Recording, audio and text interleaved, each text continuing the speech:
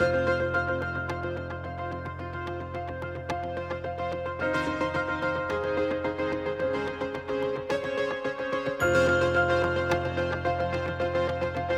Stuart Pittman, Chief Photojournalist for Queen City News. We here at Queen City News Plus are excited about showing you the perspective of a television news photographer because it's one we don't always hear from. I myself have 35 years experience of looking through the viewfinder, and today we're going to talk to our colleagues about what it's like to cover a protest.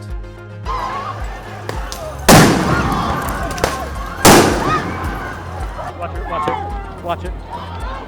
Flash bang. It's going off.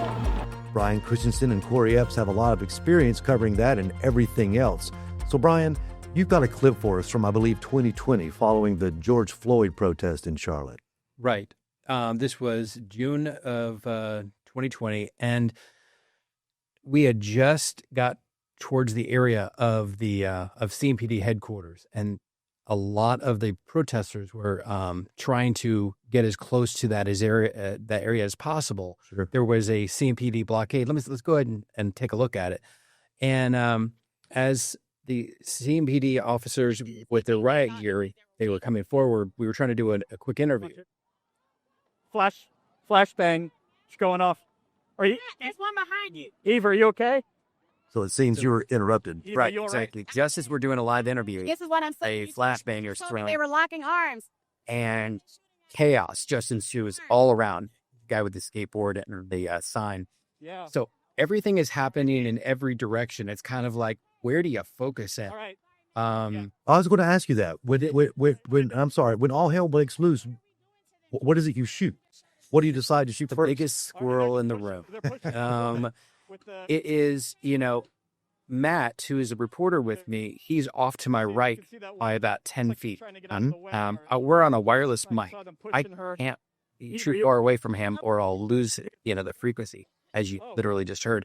And he is actually coughing right now. We're reacting to all the tear gas and everything. Come on. There, he got it. I think they thought because they were white. I'll just play this out. You guys can actually listen. Flash bang. It's going off. Are you? There's one behind you. Eve, are you okay? It's Eve, are you all right? a matter of where I'm good, but things go off script. Yeah, you just told me they were locking arms. So why are they shooting at us if we were just locking arms? I got to say, that shot there of the Riot Cops steadily walking towards you Eve. is in my dreams at night. And not that I'm haunted by it, but you live through that kind of thing, you take away those impressions forever. This moment right here, You just showed us. they are pushing this woman, And they're just pushing. They're pushing. literally getting out of the way. With the. She's stunned. She is in shock. You can see. See that woman? And looks like she's trying to get out of the the way. human moment right now is the several protesters running for her to get her out of there. Yes. Oh. That right there, and the guy on the roller skates. Yep. Those I see those images more than I smell the gas. I think in they my thought mind because still. they were white organs. I agree. One thing about the tear gas on that very night, Flash. right about then, I got a good whiff of the tear gas, and at one point I had to set the camera down and I dropped to my knees. That sounds dramatic, but I kind of took a moment, and I'm trying to wipe or trying to get the tear gas smell off of me, which is hard to do. And this little old man comes out of nowhere and opens a bottle of water and pours it in front of me and lets me clean my face. And by the time I clean my eyes, dude is gone. And as you know, as you've got to, I think you would see the same thing. Those kind of incidences happened all night long. Just things you'll never forget that kind of came and went. And you're like, did that really happen?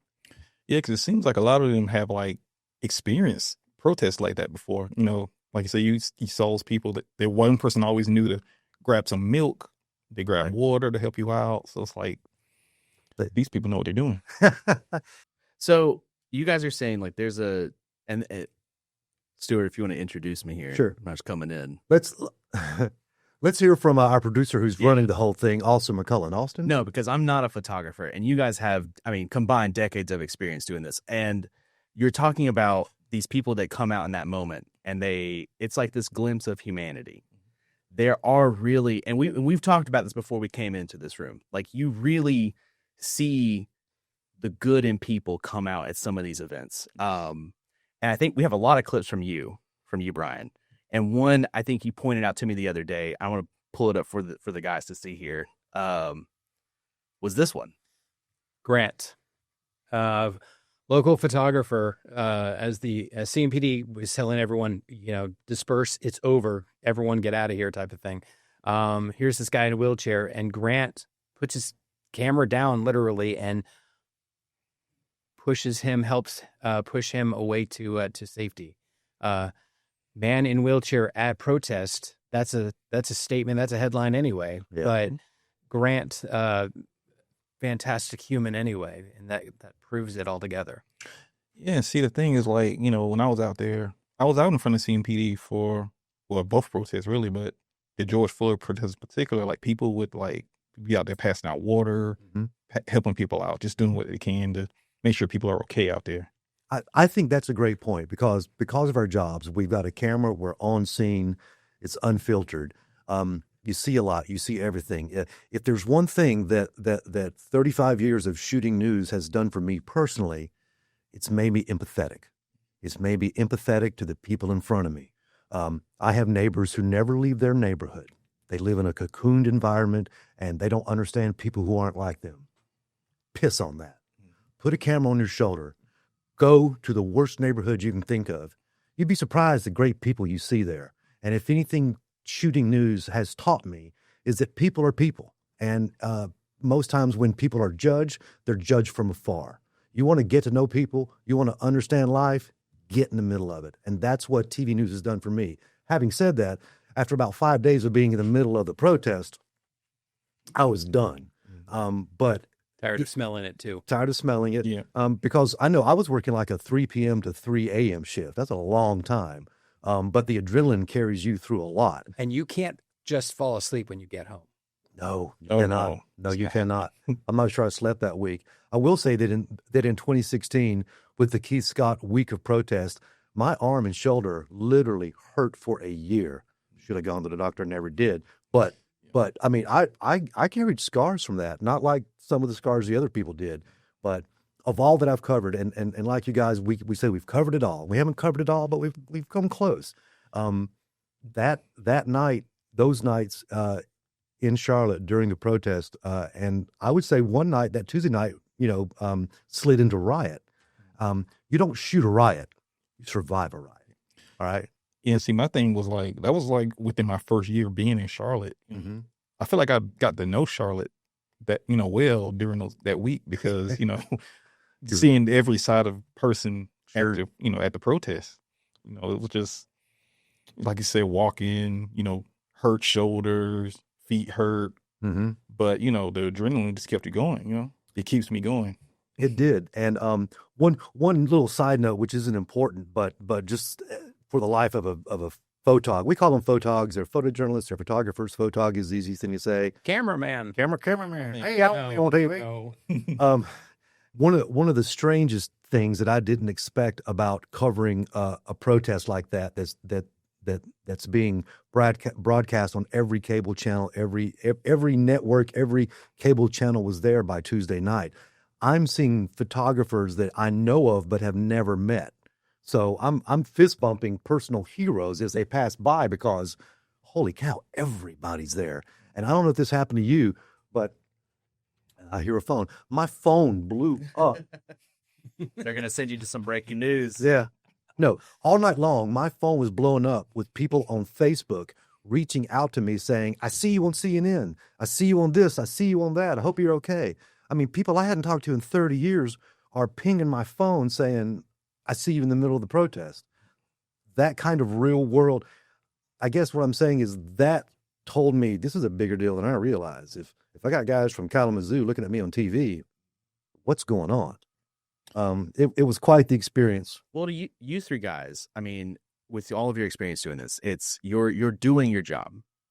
You're always a consummate professional. You are there to cover the news, to get information out so that the public who is not there can understand what is happening in real time.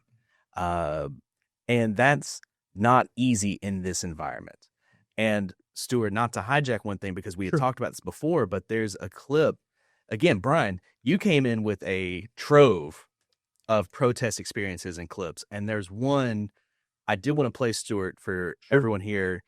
to talk about that experience. And this is what people will worry if you're okay, is the flashbang clip. You know which one I'm talking about? Mhm. Oh, the Yeah. flashbang. All right, we're going to fire this here. Here we go. Everything seems fine. Boom. Boom. I can tell you this. As a photojournalist, there's certain kinds of shots you always want to get. During a scene like this, one of those nights where the flashbangs went off and everyone started running, I was able to put my camera on the ground and get that shot of everyone running by me. It looked like a Godzilla movie. And I'm not making fun of it, but as a visual architect of news stories, I've shot news for 35 years. I've never gotten that shot. So to have a low ground shot of people running by like Godzilla is chasing them was one of those mental checklist things that only a photojournalist understands. And those nights were full of those sort of iconic moments. Did you have any, Corey? And see, yeah, like I was at the George Floyd protest as well, and I was behind. You know, I thought I was pretty good at checking my surroundings, things like that. Sure. I ended up being right next to the cops, the line of cops. Mm-hmm. I was by the bike cops. Mm-hmm. They were like, move back, move back. I heard it, but I'm like, what's going on? So I turned around. The guy like pushed me on the side. I'm like, oh no, I'm too close. So I moved. And then you know how it is, you see that one person run and the whole crowd runs. Yep. So I start running with the camera, of course, still rolling. Next thing I know, boom, flashbangs. Yeah. And I realized after that, I was shot by pepper bullets. Yep.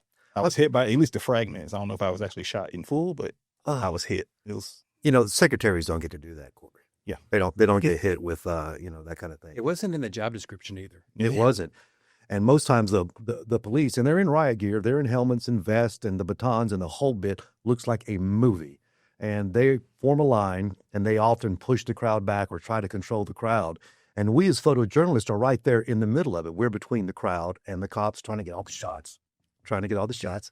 And I remember at one time, and Brian, I'm going to ask you to pick up on this, is that they were trying to push the crowd off of, I think, 277 because the crowd was blocking traffic, and all the riot cops come in and start, encouraging the crowd to move. They weren't busting heads. They were just, gently pushing. I was there with you, Brian, and I guess we thought we were invited to go with the cops and stay with them as they pushed the crowd back. But I found quickly I wasn't invited to that party because the riot cops are pushing me. And I don't blame them whatsoever, but I can tell you, if you've ever been shoved by a policeman in riot gear, that's not the kind of thing you forget. And I remember looking over, Brian, and seeing you experience the same thing. Right. I've seen TV coverage where the photographer is very safe in the capability of, like, especially where there's a riot cop or whatever else, and they're watching the crowd go by. No, they wanted everyone off the highway. Mm-hmm. And while we were behind the pylon, right? We weren't technically on 277. They wanted everyone, including us. Yeah. Including us. You with all the equipment and gear, and I don't know how you walked up the incline to get up there anyway. Adrenaline, but exactly. It's an insane feeling to literally be pushed back. It does, and you mentioned adrenaline, and that I think is what carries you through that kind of experience. I know that when I was down there, I wasn't following any plan in my head. I was just moving around trying to get the shots of everything that was happening. But my attitude is, if they're going to send me to an environment like this, I'm not just going to sit by some potted plant. I'm going to, you're there. You got a camera, you better perform. And it really was just a matter of following your eyeball, right, Corey? Yeah, and like I had some times where I've gotten shots. You're in the show, you may be live on TV in the newscast, and the producer, they're in your ear like, no, you might want to turn the camera. They don't know what's going to happen. Right. So I'm like trying to get up in there because, like you said, I'm out there. Sure. So one of the weirdest encounters for me. Just to go ahead and really quickly off that, especially with those live moments, can you pull up the clip where it's a flashbang? Oh, yeah. I wanted to let Stuart finish this. No, go. All right, so you're going to hear flashbang, and people start running. So I'm going to follow with them. Get off to the right here. And you got to watch your surroundings because all of a sudden there'll be a tree stump. Yeah. Oh, the old tree stump. But I'm going to call myself out. I mean, because I tripped. Something. There we go. I tripped. There's something in every direction, and you literally have got to have your head on a swivel, be looking in every direction. Because as far as you know, the image in your camera is being broadcast live as it happens. It very often is, and you really don't know. You have an earpiece in your ear, and you're hearing producers give you instructions. But when someone's throwing tear gas, you know that kind of gets lost sometimes. So it's an amazing story of survival. I don't know that it's all that heroic. It's not, but it's something I'll never forget. Yeah, and there was a shot that I got. This was actually the Jonathan Ferrell protest. This is like after, I forgot it was a court case basically, but they had a protest after that. Right. And there was a guy with a mask on. He had a bat. He like literally walked up to the line of cops. Didn't have any idea what he was going to do with that bat. Producers in my ear. Corey, get away from there. Turn the camera away. I stayed for like 2-3 seconds. You know, I froze. I didn't know Didn't know where to go. Yeah. So, you know, just capturing those moments. It was crazy. Well, I was mentioning one of the weirdest moments from that entire week of the Keith Scott protest in 2016. At one point, we were jammed up against the Omni Hotel in Uptown, I think right across from the bus station or near there. Near there. Yep. And there was a huge line of protesters. There was a thin layer of clergy, and then there were the cops. And everyone's being pressed into the front of the Omni. It's just a massive crowd. I felt like I could lift my feet and still be standing. And I'd look over and I'd see another camera guy from another station. And, you know, I saw these people I knew, but. Not just Charlotte stations. You're talking about all over. I met rock star photogs from networks that I never thought I would meet that week. But we were jammed up against the crowd, and I really couldn't move. And this tall, older, gaunt-looking man, like he had crawled out of a zombie movie, is there, and he's soaking wet in perspiration, but he's wearing a big trench coat. And at one point, and he's all up in my face, and I can't get away from him because of the crowd. And at one point, dude pulls out a bathroom mirror. I kid you not. It was a mirror that you would see hanging above a sink. He takes the mirror out, he jams it in my lens and says, "The media needs to look at itself." And I'm thinking, man, that's clever. Wow. But I'm also thinking, you know, get away from him. It took me a good 15 minutes to get away from him. I did not expect that dude to whip out a bathroom mirror out of his trench coat and jam it in my lens. But that's how that night was. There were so many. I wish I could remember more of it. I think time and maybe a little bit of trauma has sort of erased a lot of it. But as we sit here and talk, I remember it all. Yeah. Corey, we were looking at footage the other day preparing for this, and you said something that was so true. You said, man, I'm triggered. Tell me about that. Yeah. Like I said, that first night of the Keith Scott protests, and like I said, we did the live shots. Even though the part that I was involved in wasn't too bad, like people were throwing water bottles and things like that. Right. I didn't know. Like you said, we always got to keep our head on a swivel. You just never know. But you would hear things, and you just like, oh, what's going on? Sure. So that first night was okay. It was the second night though. That second night when Mr. Carr was shot, that was that hard. I think and the protest lasted past that. And here's something else I want to touch on and be diplomatic about it. It was a week-long protest. First couple of nights of the protest, the people there marching were legit. They were angry residents, and they were legitimately angry, and they were passionate, and it was real.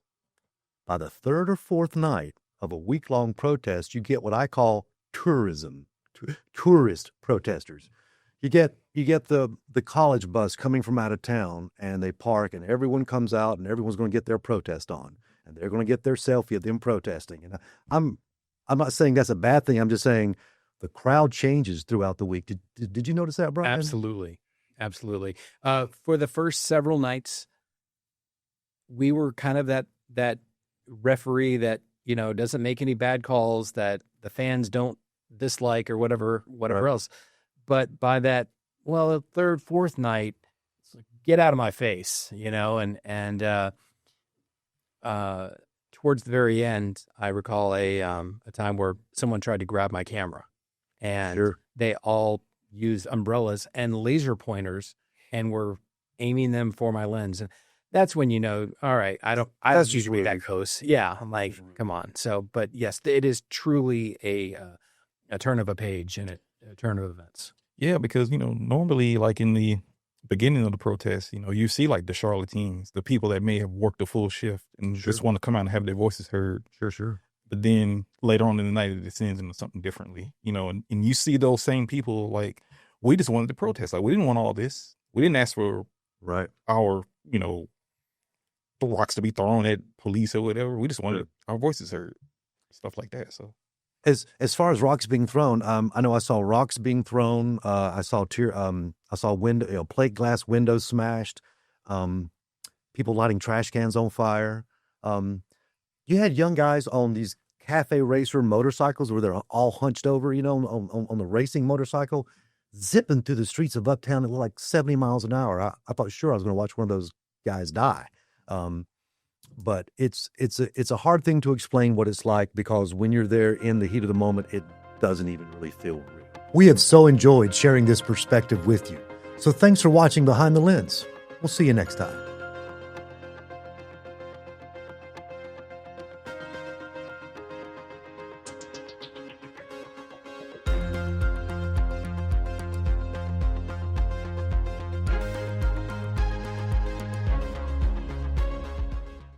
Queen City News Plus. Just search Queen City News on your smart TV's app store.